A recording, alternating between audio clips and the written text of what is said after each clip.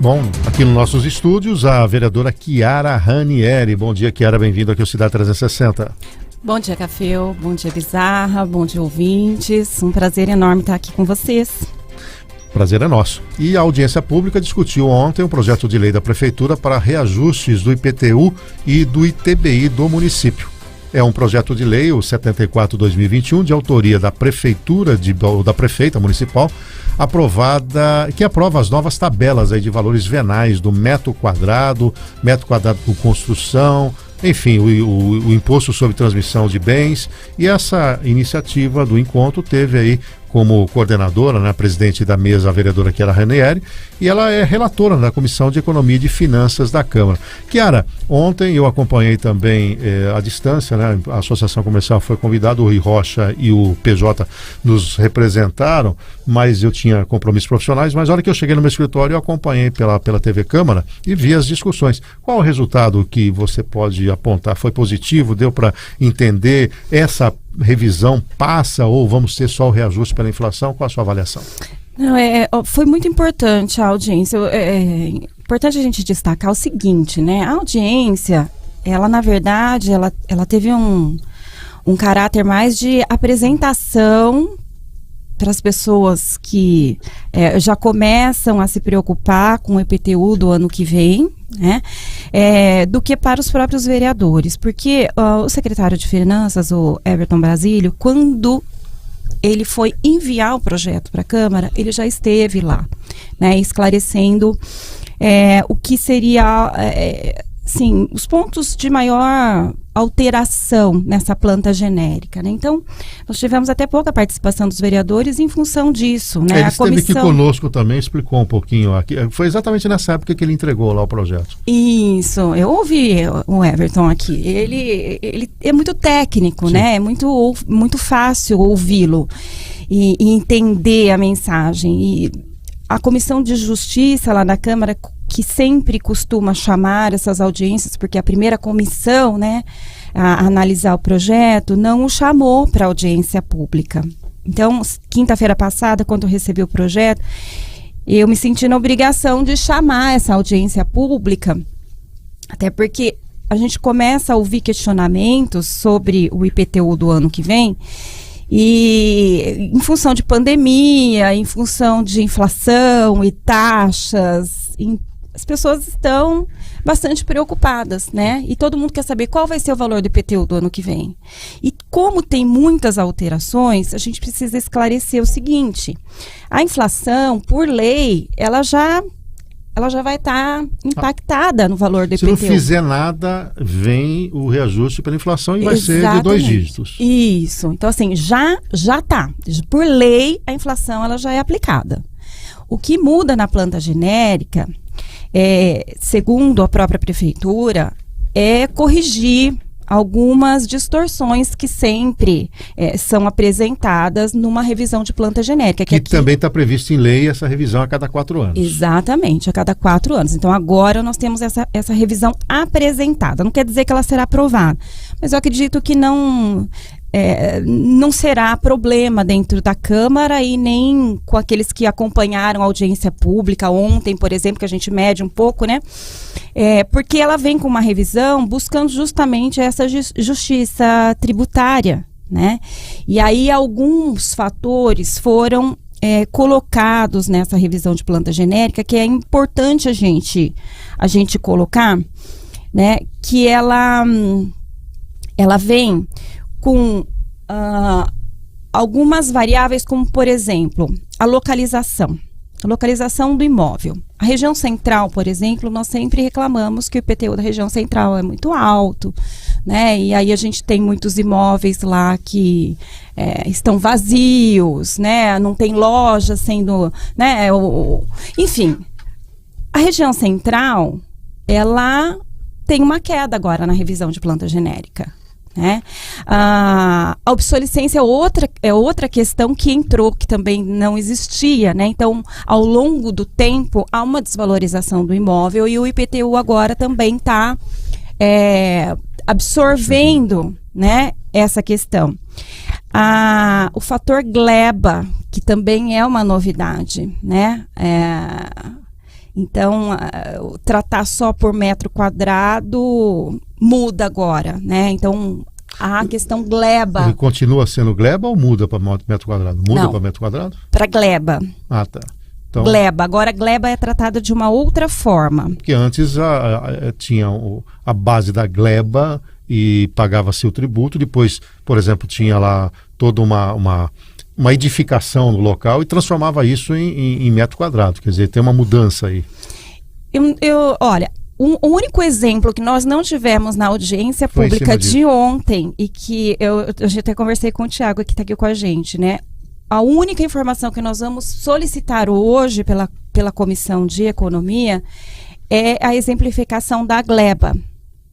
Porque ficou realmente faltando em todos os slides que foram apresentados, e nós vamos deixar disponíveis toda a apresentação, não só a audiência pública, mas a apresentação que foi colocada ontem pelo Everton, nós vamos deixar disponíveis também. Acho que já até está no site da Câmara. Né? É um tema relevante, porque você se lembra quando teve a especulação imobiliária e pedia-se uma contrapartida, então alguém tinha uma gleba e queria urbanizar.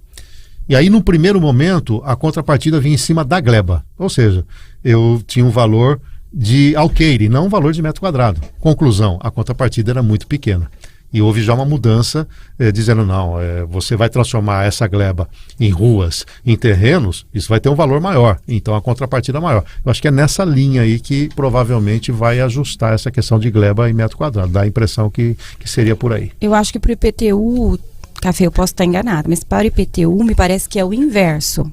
A gleba vai ter um valor de IPTU menor. Não, e é o que acontecia também com a gleba em relação ao valor de mercado dela. Né? Perfeito. O que mais? Quais são os outros pontos? Profundidade, outra questão, né? A profundidade. Então você tem imóveis principalmente em periferia, que você tem atestado do imóvel, né? A frente do imóvel estreita, né? 5,5, 6 metros, e você tem uma profundidade muito maior, às vezes 33 metros, né? E você tem outros imóveis, você tem 10 de frente por 20 de profundidade. Então, esses imóveis que têm uma profundidade maior e atestada menor, eles também terão valor de IPTU menor. E isso, na verdade, favorece aqueles imóveis que estão mais em periferia, né, aquelas pessoas que realmente precisam pagar um valor menor de IPTU. Quer dizer, em resumo, se aprovado como concebido, os imóveis que se valorizaram mais, e aí nós estamos falando de condomínios, nós estamos falando de regiões que até então eram distantes, mas têm um valor de mercado, vai ter um reajuste significativo, né? Por exemplo, as regiões dos világios, etc., e certamente o impacto vai ser muito grande. Em compensação, pelo que você está colocando, quem mora mais perifericamente, lá na Sete de Virgens e tantos outros lugares, a tendência é que tenha um IPTU menor. É isso que o resumo da ópera seria? Você está rindo porque nós moramos lá na região, eu já estou preparando o meu bolso. É isso. Eu vou até trazer aqui um exemplo que foi colocado ontem por uma tabela do Everton que, assim, justifica bem essas alterações, né? Então, por exemplo, se a gente tem aqui um exemplo de um imóvel na área central, na rua Rio Branco, né? Só com o impacto da inflação, né, para 2022, a gente teria um valor, por exemplo, de R$ 748,99. Não mexendo nada, aplicando a inflação, vai para 700 e pouco. Pelo nova planta genérica, o valor passaria a ser R$ 587. Então, assim, cai. Seria menor até do que ele está pagando hoje. Exatamente. Mas em casos específicos. Então, vamos ver os outros exemplos. Ela vai setorizar. Vamos lá. Vamos lá. Világio 3, tá? Obrigado. Então, a gente tem um imóvel no Világio 3, e aí o exemplo é de um valor de IPTU para 2022 de inflação, né, acrescido da inflação, de R$ 1.692. Vai para? vai para R$ 1.975. Sobe R$300 aí, ou seja, em vez de aplicar os 10%, ele vai ter um impacto aí de um 22%, 25% aproximadamente. Isso. Os condomínios fechados, de um modo geral, está tendo um impacto. Que houve uma valorização ao longo do tempo e a especulação imobiliária, entre outras questões. Isso, é algo em torno de 15% para quem está dentro de condomínio. Independentemente, você tem mais algum exemplo aí? Tem, Jardim América, por exemplo, que é uma região também aqui, né, Zona Sul, mas que o valor cai, né? Então nós temos aqui um valor de R$ 379 de um imóvel que vai para 340. Tá. Você tem algum outro exemplo da periferia? Não. Parque Jaraguá. Tá. R$ 545 vai para 444. Perfeito. Então é um rearranjo aí. Agora, não obstante entender todo esse mecanismo, você não acha que as variáveis que tornam o valor venal, o valor de mercado, elas são questionáveis do ponto de vista da sua subjetividade? Vamos pegar o caso dos világios. Você tem uma casa no Világio 3 que foi construída por um investidor que gastou ali um material básico, um piso mais simples, mas edificou e tenta vender, e quem entende de imóvel vai lá e fala, não, esse imóvel não tem um padrão de acabamento, de material, então ela vale menos. No mesmo local, na mesma metragem, alguém constrói chamado com produtos de maior qualidade. Esse valor de mercado aumenta. Essas questões não são muito subjetivas, você levar em conta só a localização? São, e uma discussão ontem foi do imóvel luxo para o imóvel super luxo. Exatamente. Né? Qual é o critério? O super luxo, há 10 anos atrás, não quer dizer que ele ainda continue sendo super luxo. O PJ hoje até falou isso ontem. Ele falou, há 10 anos a minha casa era de um jeito, hoje não tinha ar-condicionado, não tinha uma série de questões. Então, por isso que é muito subjetivo. Eu pessoalmente defendo a ideia de não é fácil encontrar uma equação com pesos em que você tivesse uma métrica em que você teria lá, sei lá, 8 variáveis e discutir tecnicamente qual é o peso da localização, qual é o peso da frente, da profundidade, qual é o peso em relação à contribuição de melhoria, que é outro fator que a prefeitura usa muito pouco. Então, prefeitura, fiz investimento naquela região e eu levei essa valorização. Então, acho que daria, para ter uma formulação, e aí nós temos aqui a FIB, a IT, a Unesp, o Unisagrado, tantas universidades têm lá a capacidade de desenvolver isso, e aí você teria esse acompanhamento mais periódico. Passa a impressão de cada 4 anos que é uma reunião com corretores que são bons, que são entendedores, mas está muito à mercê da especulação imobiliária daquele momento, daquela situação. Se vier uma crise, entrar em recessão, tudo isso que nós estamos discutindo aqui não é verdadeiro. Então, eu não sei, me parece que nós estamos muito no campo da subjetividade. Não sei se você pensa igual. Eu acho que há uma evolução, né? Acho que tem muito a ser melhorado ainda. Você veja, os condomínios não são condomínios, né? Parece que nós temos só 2 condomínios em Bauru. São, na verdade, loteamentos. Com portaria. É isso aí. Mas não é uma portaria também que proíbe alguém de entrar, né? É importante que a gente até fale isso. Ela disciplina só a entrada e saída. A gente tem, por exemplo, a questão do asfalto. Em condomínio fechado, quem paga o próprio asfalto é o condomínio, né? Vai fazer um recap, e a manutenção dos terrenos, a recolhimento de lixo, praticamente é um imposto livre na mão da prefeitura. Não entra um veículo num condomínio para fazer qualquer tipo de coleta de lixo, né? Eu acho que tem alguns fatores que ajudariam, né, nessa questão. Agora, independentemente disso, Chiara, você não acha que em 24 de novembro, chegando dezembro, não é muito pouco tempo para discutir um assunto de tamanha envergadura, de tamanha complexidade? Sem dúvida. Muito pouco tempo, mas a justificativa que a prefeitura dá é que foi uma revisão robusta e que levou esse tempo todo e que, enfim... Sabe, é interessante a gente falar dessa questão dos prazos, né? A Câmara está, assim, esvaziada de projetos do Executivo e nós vamos chegando no final do ano e a gente sabe que, né, chega 14 de dezembro, 15 de dezembro, chega aquele mundo de projeto e com a obrigatoriedade de aprovação, por causa do impacto do exercício seguinte.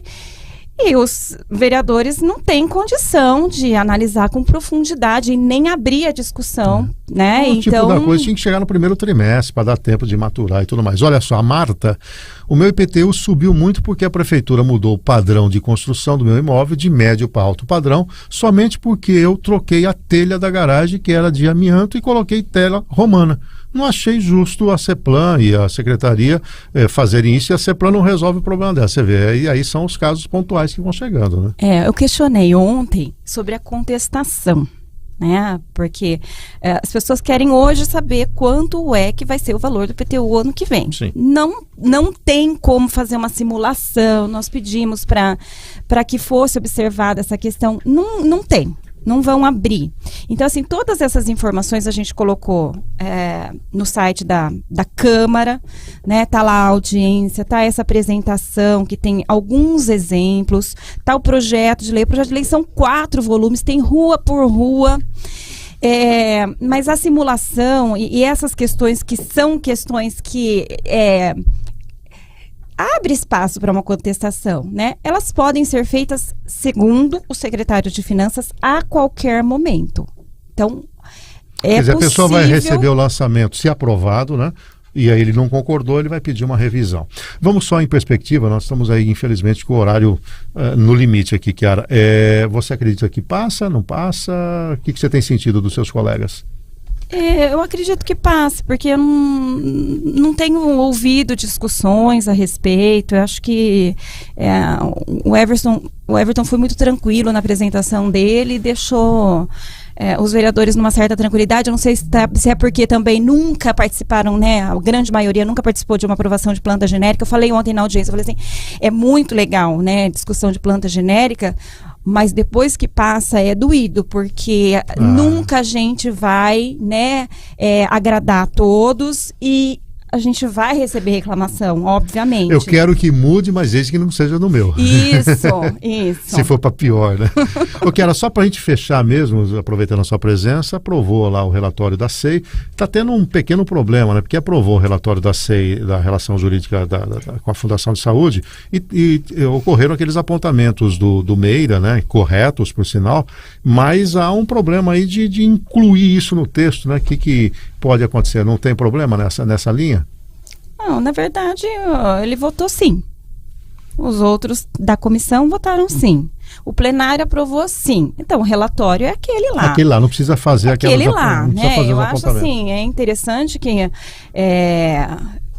nós tivemos muita dificuldade para concluir os trabalhos dessa SEI. Né? Quem estava dentro da comissão sabe que foi muito difícil.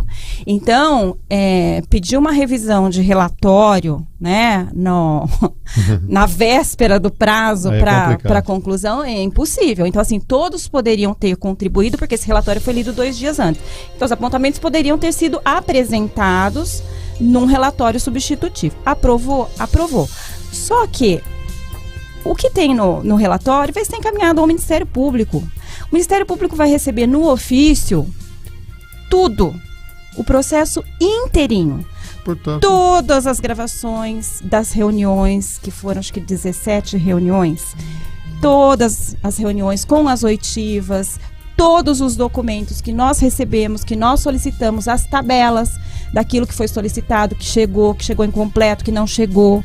Então, o Ministério Público vai receber tudo. Então, tranquilo. Nós é que não temos instrumento para trabalhar na fiscalização, mas o Ministério Público tem. Perfeito. Chiara Ranieri, vereadora, esteve aqui conosco falando da questão do IPTU e também de outros casos. Você precisa pedir para alguém levar a tua filha na escola, você chegar mais cedo para a gente conversar mais aqui. Tem muito tema, mas aí fica curto o espaço aqui. Eu falo isso que a gente tem intimidade para brincar aqui com a Chiara, mas obrigado pela tua presença aqui, Chiara. Eu é que agradeço a oportunidade, viu? Fico à disposição. E às 7h50, Tiagão, obrigado também por estar aqui.